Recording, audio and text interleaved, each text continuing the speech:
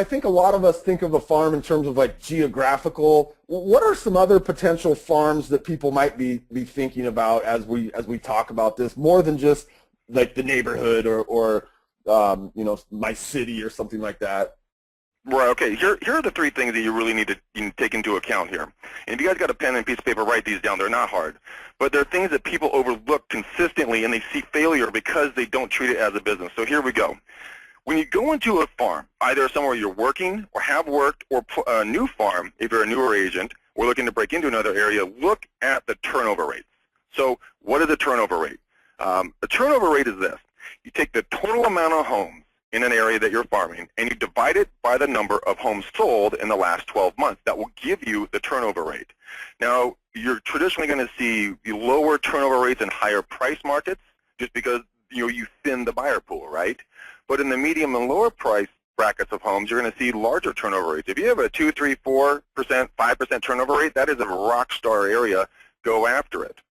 If you don't have that, then you're going to spend a lot of time marketing to an area that just it's not going to provide the business. You're going to spin wheels, but you're never going to touch the pavement. So once we identify that, we need to look at the pricing trends. Number two, which way are these the home prices going? Are they going up? Are they going down? Are they staying flat? So you can kind of gauge a potential of what your market's going to do for you. And number three, this is really, really an important one. When you've identified a good turnover rate and you've identified what the prices are going to do, we need to look at who's been farming that area, or if anyone is. Because if you're going against Bob and Sue Smith, who have been marketing that territory since the time of, the dawn of time, you're going to have an uphill battle on your hands because they are a household name. What you're truly looking for is something like this.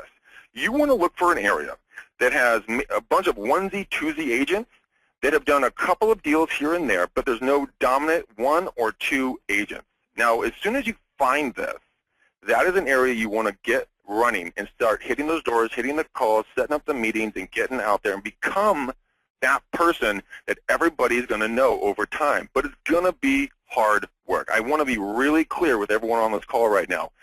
This is not easy, okay? You're going to have to grind it out on the days you don't want to do it, on when you're not feeling 100%, or when you think it's too hot, or when it's raining. I don't care. If you want to make a difference and make a substantial amount of money, you need to go out there and just get it done.